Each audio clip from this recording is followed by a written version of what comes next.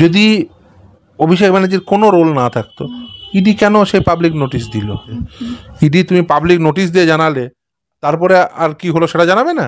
আজকে কেন আমার মক্কেল সমীর নন্দী জানতে পারবে না যে তাকে ছুটতে হলো, আমাদের ছুটতে হলো সুপ্রিম কোর্ট পর্যন্ত যে কারণে?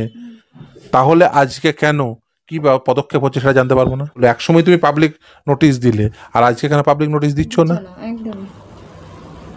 নাহলে সেদিন পাবলিক নোটিশ দেওয়ার গুরুত্ব কি ছিল, আর আজকে দিচ্ছ না কেন? এমনি এমনি তার খাটের নিচে 52 কোটি আসেনি, সে 52 কোটি টাকা পেলো কোথা থেকে? তার সোর্স অফ ইনকাম কি কাজ করতো? খাটের উপরের কি কাজ করতো, যার জন্য খাটের নিচে? যে নির্বাচিত সরকার না থাকে, স্বাধীনভাবে জুডিশিয়ারি যদি কাজ না করে, তাহলে এই গণতান্ত্রিক ব্যবস্থাপনা টিকে থাকা কঠিন, রাষ্ট্র ব্যবস্থা টিকে থাকা কঠিন। বাংলাদেশের মুসলিমদের দায়িত্ব, উচিত, তাদের কর্তব্য বাংলাদেশের সংখ্যালঘু হিন্দুদের রক্ষা করা। বাংলাদেশের জুডিশিয়ারিকে আপনারা প্রম্পট অ্যাক্ট করুন, না হলে রাষ্ট্রীয় ব্যবস্থাপনা ভেঙে পড়বে। ভারতবর্ষের কারণ এটা একটা বৃহৎ দেশ, আর পাশে ওরকম একটা পুচকে দেশ, তুমি তাই সেটাকে রাজনৈতিকভাবে মানে কূটনৈতিকভাবে সেটাকে চাপ তৈরি করে তার ভিতরে ঘটে যাওয়া অব্যবস্থাটাকে ঠিক করা যাচ্ছে না। এদিকে এখানকার বিজেপি নেতৃত্ব বলছে যেটা করা উচিত, আর কেন্দ্রের বিজেপি নেতৃত্ব কেন সেটা করতে পারছেন না? আমার তাহলে কি বলতে হয় যে রাজ্যের বিজেপি নেতৃত্বের সঙ্গে কেন্দ্রের বিজেপি নেতৃত্বের সেই পরিমাণ সমঝোতা নেই? বা কার্যত এবার দেখা গেল যে বাংলাদেশের এক হুজুর মমতা বন্দ্যোপাধ্যায়কে, আমাদের রাজ্যের মুখ্যমন্ত্রী মমতা বন্দ্যোপাধ্যায়কে নষ্টা ভ্রষ্টা বললেন। কারণ মমতা বন্দ্যোপাধ্যায় ইতিমধ্যেই একটি বিবৃতি রেখেছিলেন, সেখানে তিনি বলেছেন যে বাংলাদেশে ইতিমধ্যেই শান্তিপুঞ্জীয় সেনা পাঠানো উচিত ভারত সরকারের। আমার সঙ্গে এই মুহূর্তে রয়েছে বিশিষ্ট আইনজীবী ফিরদৌস শামীম। দাদা, বাংলাদেশ থেকে এক হুজুর মমতা বন্দ্যোপাধ্যায়কে নষ্টা ভ্রষ্টা বলছেন, কি বলবেন? দেখুন, প্রথম কথা, ভাষার শালীনতা বজায় রাখা উচিত, কিন্তু আপনি কি করবেন? এই ধরনের মানুষজন যদি এই ধরনের কথাবার্তা বলেন, কি জবাব দেবেন? একজন মহিলাকে কি বলা উচিত সেই সম্পর্কে জ্ঞান থাকা উচিত। দ্বিতীয় কথা হচ্ছে যে বাংলাদেশের বর্তমান পরিস্থিতি, দেখুন, আমি বাংলাদেশের বর্তমান পরিস্থিতি নিয়ে সত্যি সত্যি আমি অত্যন্ত উদ্বিগ্ন দুটো কারণে। এক, বাংলাদেশে বর্তমানে কোনো নির্বাচিত গণতান্ত্রিক সরকার নেই, মানে গণতান্ত্রিক উপায়ে নির্বাচিত কোনো সরকার নেই। একটি সরকার ছিল, জনগণই বলুন, ছাত্ররাই বলুন, বা বিক্ষুব্ধ জনতাই বলুন, তারা সেই সরকারটিকে হটিয়ে দিয়ে নতুন একটি অন্তর্বর্তীকালীন সরকার এনেছে, যার মাথায় ইউনুসকে বসানো হয়েছে। এখন এটি একটি গণতান্ত্রিকভাবে নির্বাচিত সরকার নয়, ফলে যে গণতান্ত্রিক মূল্যবোধগুলোও কিন্তু বর্তমান প্রশাসনের মধ্যে নেই। এবং আমি অত্যন্ত ব্যথিত বলতে পারেন, তার দুটো কারণে। এক হচ্ছে, আমরা তো ওই প্রতিবেশী রাষ্ট্র প্রথম কথা পরিবর্তন করতে পারি না, আমাদের প্রতিবেশী যারা ছিল তারাই থাকবে। এখন প্রতিবেশী রাষ্ট্রে যদি অব্যবস্থা চলে, তার আঁচ আমার দেশে আসাটা অস্বাভাবিক নয়। এখন বাংলাদেশে এক অগণতান্ত্রিক সরকার রয়েছে, যে প্রশাসনটি চলছে সেটা অগণতান্ত্রিকভাবে চলছে, তার কারণ কেউ নির্বাচিত সরকার নেই। দ্বিতীয় হচ্ছে যে বিচার ব্যবস্থা তার স্বাধীনতার রাখতে পারছে না। একটি গণতান্ত্রিক ব্যবস্থাপনায় বিচার ব্যবস্থা, স্বাধীন বিচার ব্যবস্থা, সেপারেশন অফ পাওয়ারের কনসেপ্টকে মাথায় রেখে যদি দেখবেন, এক্সিকিউটিভ এবং লেজিসলেটরের মধ্যে একটা ওয়াটারশেড এরিয়া আছে। যিনি এক্সিকিউটিভ, যিনি ওই পলিটিক্যাল এক্সিকিউটিভ, তিনি অ্যাজ ওয়েল অ্যাজ লেজিসলেটরও। অর্থাৎ যেমন ধরুন মমতা বন্দ্যোপাধ্যায় আমার দেশে, তিনি একদিকে তিনি একজন এমএলএ, তিনি আবার মুখ্যমন্ত্রী, ফলে তিনি আইনসভার সদস্য, আবার তিনি আবার এক্সিকিউটিভের সর্বোচ্চ কর্তৃ। কিন্তু জুডিশিয়ারির সাথে তার কোনো সম্পর্ক নেই। জুডিশিয়ারি সম্পূর্ণ ইন্ডিপেন্ডেন্ট একটি বিষয় এই গণতান্ত্রিক ব্যবস্থাপনার মধ্যে। সেই জন্য গণতান্ত্রিক ব্যবস্থাপনাকে ঠিক রাখতে গেলে যদি প্রশাসন ভুল কাজ করে, তাহলে জুডিশিয়ারি সেটাকে ঠিক করে দেবেন, আইনসঙ্গতভাবে না চলে। এটাই সেই জন্য ভারতবর্ষে গণতন্ত্র এতদিন ধরে সার্ভাইভ করছে কেন? আপনাদের কতগুলো উদাহরণ দিই। যেমন ধরুন, কানাইয়া কুমারের ঘটনা আপনাদের নিশ্চিতভাবে মনে আছে।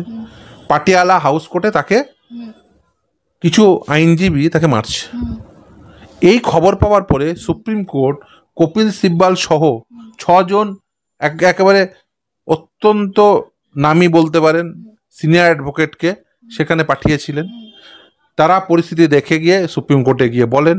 ফলে এই যে সুপ্রিম কোর্টের যে প্রম্পটনেস, সেটা এই যে ধরুন গণতান্ত্রিক ব্যবস্থায় বিচার ব্যবস্থার অভ্যন্তরে যদি কোনো ব্যাপার অব্যবস্থা চলে, সেটিকে ওই অব্যবস্থাটিকে ঠিক করার জন্য সুপ্রিম কোর্ট যে প্রম্পটনেস দেখিয়েছিল, সেটা বাংলাদেশের ক্ষেত্রে দেখতে পাচ্ছি না। ফলে বিচার ব্যবস্থার স্বাধীনতা সেটা বাংলাদেশের ক্ষেত্রে দেখতে পাচ্ছি না। প্রশাসনিকভাবে যেহেতু নির্বাচিত সরকার নেই, ফলে জনগণের যে রিফ্লেকশন সেটা কিন্তু সরকারের উপর পড়ছে না, সরকার সেটাকে কিন্তু মান্যতা দিতে পারছে না, তার কারণ গণতান্ত্রিক উপায়ে নির্বাচিত সরকার নয়। এই অবস্থায় দাঁড়িয়ে যে বাংলাদেশের রাষ্ট্র ব্যবস্থা, আমার অত্যন্ত উদ্বিগ্নতা তৈরি হচ্ছে এই কারণে যে বাংলাদেশের আদৌ রাষ্ট্রীয় ব্যবস্থাটা কতদিন টিকে থাকবে যদি নির্বাচিত সরকার না থাকে, স্বাধীনভাবে জুডিশিয়ারি যদি কাজ না করে, তাহলে এই গণতান্ত্রিক ব্যবস্থাপনা টিকে থাকা কঠিন, রাষ্ট্র ব্যবস্থা টিকে থাকা কঠিন।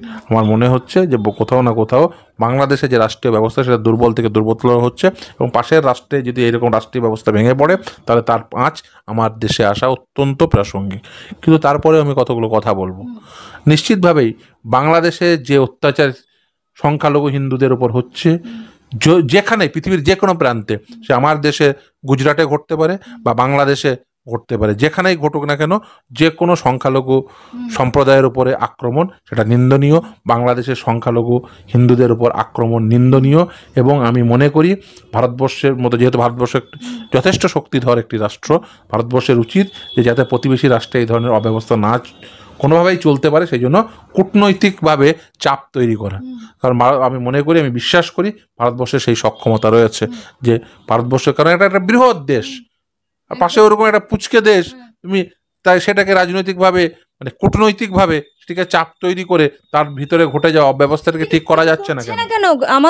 আমাদের দেশের প্রধানমন্ত্রী নরেন্দ্র মোদী তিনি কোনো রকম ব্যবস্থা নিচ্ছে না। আর এই সুযোগেই কিন্তু বাংলাদেশ থেকে একের পর এক হুমকি আসছে, বলছে তারা নাকি বাংলাদেশের এখন উচিত চীন আর পাকিস্তানের সঙ্গে বন্ধুত্বপূর্ণ সম্পর্ক করা, তাছাড়াও উচিত যে ভারত থেকে সমস্ত আমদানি রপ্তানি সব বন্ধ করে দিয়ে অন্য দেশের সঙ্গে চুক্তি করা। মানে রীতিমতো ভারতকে হুমকি দিচ্ছে, আর আমাদের দেশের প্রধানমন্ত্রী চুপ। দেখুন, আমি সত্যি অবাক হয়ে যাচ্ছি যে একদিকে এখানকার বিজেপি নেতৃত্ব বলছে যেটা করা উচিত, আর কেন্দ্রের বিজেপি নেতৃত্ব কেন সেটা করতে পারছেন না। আমার তাহলে কি বলতে হয় যে রাজ্যের বিজেপি নেতৃত্বের সঙ্গে কেন্দ্রের বিজেপি নেতৃত্বের সেই পরিমাণ সমঝোতা নেই, বা সেই তাদের মধ্যে মতামত বিনিময় হচ্ছে না? এই মতের বিনিময় যদি না হয়ে থাকে, যে একদিকে তারা চাইছেন অথচ কেন্দ্রীয় নেতৃত্ব দিচ্ছে না, তাহলে তাদের সর্বপ্রথম এসে বলা উচিত যে আমাদের এই চাওয়া পাওয়াগুলো কেন্দ্রের বিজেপি সরকার সেটা পূরণ করতে পারছেন না। এবং বিশেষ করে যেখানে দেখুন, বাংলাদেশ থেকে বিতাড়িত হয়ে তো হাসিনা আমার দেশেই তো বর্তমানে রয়েছে, গাড়ি বাড়ি সব পাচ্ছে। তো বাংলাদেশ থেকে বিতাড়িত একজন মুসলিম, হাসিনা তো মুসলিম ধর্মাবলম্বী মানুষ যদি আমার দেশের গাড়ি বাড়ি পায়, তাহলে বাংলাদেশ থেকে বিতাড়িত হয়ে যায় এতদিন ধরে যে সমস্ত উদ্বাস্তুরা এসছে, তাদের কেন গাড়ি বাড়ি এতদিনে হলো না? এ প্রশ্ন তো সাধারণ মানুষ করবে। আপনি গাড়ি বাড়ির কথা বলছেন, ওখানে চিন্ময় কৃষ্ণ মহাপ্রভু, তার কেস লড়ার জন্য কোনো আইনজীবী নেই। উপরন্তু ওখানকার আইনজীবীরা রীতিমতো ধমকি দিচ্ছে যে চিন্ময় কৃষ্ণ মহাপ্রভুর জন্য কোনো আইনজীবী যেন না লড়ে, তারা যদি লড়ে তাহলে রাস্তায় তাদেরকে গণধোলাই দেওয়া হবে। দেখুন, এই জন্যই তো আমি বললাম যে এই বিচার ব্যবস্থায়, যে বিশেষ করে এই বিচার ব্যবস্থার মধ্যে অব্যবস্থা চললে আপনাদের মনে থাকবে কাসবের কথা। একদম, যাকে আপনি দেখতে পাচ্ছেন এরকম একটা হিনিয়াস ক্রাইম ঘটিয়েছে, সেও যাতে কোনোভাবেই ফেয়ার ট্রায়াল থেকে বঞ্চিত না হন, সেই জন্য তাকেও, তার মামলায়ও সুপ্রিম কোর্ট, যেহেতু কোনো আইনজীবী দাঁড়ায়নি, সুপ্রিম কোর্ট আইনজীবী সিলেক্ট করে দিয়েছিল যে আপনি এই মামলাটি, এবং তিনি অত্যন্ত একজন বরিষ্ঠ, অত্যন্ত দক্ষ একজন আইনজীবী, তাকে সুপ্রিম কোর্ট বলেছিল আপনি এই মামলাটি ডিফেন্ড করবেন, আপনি কাসবের আইনজীবী হিসেবে এই মামলা আদালতের সামনে আপনি প্লেস করবেন। এটাই তো বিচার ব্যবস্থা, যে কোনো মানুষ সে যতই হিনিয়াস ক্রাইম করুক না কেন, তিনি ফেয়ার ট্রায়াল থেকে কোনোভাবে বঞ্চিত হবেন না। ফলে যাতে একজন মানুষ, তিনি একজন কাউন্সিলের সুবিধা নিতে পারেন, ফেয়ার ট্রায়াল থেকে যাতে কোনোভাবে তিনি বঞ্চিত না হন, এই জিনিসগুলো দেখা জুডিশিয়ারির প্রাথমিক কর্তব্য। আমি তো উদ্বিগ্ন সে কারণেই হচ্ছে একজন আইনজীবী হিসেবে, যে বাংলাদেশে বিচার ব্যবস্থায় এই অব্যবস্থা থাকা সত্ত্বেও বাংলাদেশের সর্বোচ্চ আদালত নিশ্চুপ, বাংলাদেশের সাংবিধানিক আদালত নিশ্চুপ। এই নিশ্চুপতা আমাকে অন্য বার্তা দিচ্ছে, সেটা হলো যে একটি রাষ্ট্রীয় কাঠামো যদি টিকিয়ে রাখতে হয়, তাহলে একদিকে যেমন গণতান্ত্রিক মূল্যবোধগুলোকে বজায় রাখার জন্য যেমন একদিকে এক্সিকিউটিভ এবং লেজিসলেটর তাদের যেমন আইনসঙ্গতভাবে চলতে হয়, তার সঙ্গে একটি স্বাধীন বিচার ব্যবস্থা থাকা প্রয়োজন। দেখুন, অনেক সময় কি হয়, এই পলিটিক্যাল পাওয়ার শিপমেন্টের জন্য অনেক সময় প্রশাসনিক অব্যবস্থা তৈরি হয়। একটা রিজিম থেকে আর একটা রিজিমে গেলে একটা এক ধরনের প্রশাসনিক অব্যবস্থা অনেক সময় তৈরি হয়, এই মানে অ্যাডমিনিস্ট্রেটিভ ইনকনভিনিয়েন্স তৈরি হয়। কিন্তু judiciary it's a continuous process. Judiciary তো আর নির্বাচিত হয় না, জাজ তো আর নির্বাচিত হচ্ছে না, বা নির্বাচিত হলেও মানে কিছু কিছু দেশে সেই পদ্ধতিও আছে, কিন্তু সেক্ষেত্রে একটা কন্টিনিউয়াস প্রসেস। সেটা কোনোভাবেই যাতে এই গণতান্ত্রিক মূল্যবোধগুলোকে নষ্ট না হয় সেই জন্য তো জুডিশিয়ারি অ্যাক্ট করে, এবং জুডিশিয়ারির অভ্যন্তরেই যদি অব্যবস্থা চলতে থাকে যে একজন মানুষ তিনি ফেয়ার ট্রায়ালের সুযোগ পাবেন না, তিনি একজন আইনজীবী অ্যাপয়েন্ট করতে পারবেন না, কোনো আইনজীবী তার হয়ে অ্যাপিয়ার হতে পারবেন না, এটা রাষ্ট্রীয় যে ব্যবস্থাপনা সেটা যথেষ্ট দুর্বল করছে বলে আমার মনে হয়। প্রথম। দ্বিতীয় হচ্ছে, আদৌ এই রাষ্ট্রীয় ব্যবস্থাপনাটা টিকবে? আমার এই প্রশ্ন থাকলো, যদি এই জুডিশিয়ারিকে ইন্ডিপেন্ডেন্ট না করতে পারেন।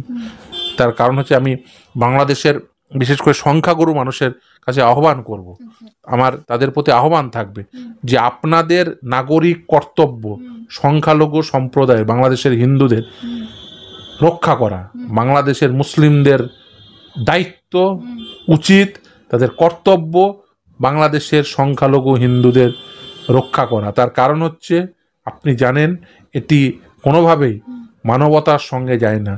যদি এটা একেবারে মানবতা বিরোধী কাজ যদি আপনি সংখ্যালঘু যে কোনো মানুষ, সে ধর্মগতভাবে সংখ্যালঘু হতে পারেন, বর্ণগতভাবে হতে পারেন, বা ভাষাগতভাবে হতে পারেন, তাদের উপর আক্রমণ করা নিন্দনীয়, মানবতা বিরোধী, যা যুগে যুগে পৃথিবীর বিভিন্ন প্রান্তে ঘটেছে।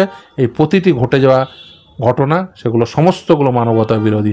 যেমন গুজরাটের গণহত্যা ছিল মানবতা বিরোধী, যেমন মায়ানমারে রোহিঙ্গাদের উপর আক্রমণ ছিল মানবতা বিরোধী, সেরকম সমভাবে বাংলাদেশেও যেভাবে সংখ্যালঘু হিন্দুদের উপর আক্রমণ হচ্ছে সেটাও মানবতা বিরোধী। এই সবগুলোই মানবতা বিরোধী। এবং আমি তার সঙ্গে বলবো, বাংলাদেশের জুডিশিয়ারিকে আপনারা প্রম্পট অ্যাক্ট করুন, না হলে রাষ্ট্রীয় ব্যবস্থাপনা ভেঙে পড়বে। তার কারণ হচ্ছে, যে রাষ্ট্রীয় ব্যবস্থাপনা ভেঙে পড়ে তাহলে জানবেন, গণতন্ত্রের যে একটি রাষ্ট্রীয় ব্যবস্থাপনার কিছু তো বেনিফিশিয়ারি থাকে। যদি রাষ্ট্রীয় ব্যবস্থা ভেঙে যায় তাহলে এই জাজেরাই বা কোথায় যাবেন? রাষ্ট্রীয় ব্যবস্থা অটুট রাখার দায় কিন্তু আপনাদেরও। তা যদি না করতে পারেন তাহলে কিন্তু এই যে রাষ্ট্রীয় ব্যবস্থার যে বেনিফিশিয়ারি রয়েছেন, আপনারাও কিন্তু রাষ্ট্রীয় ব্যবস্থার বেনিফিশিয়ারি, আপনারাও কিন্তু তাহলে কিন্তু ক্ষতিগ্রস্ত হবে।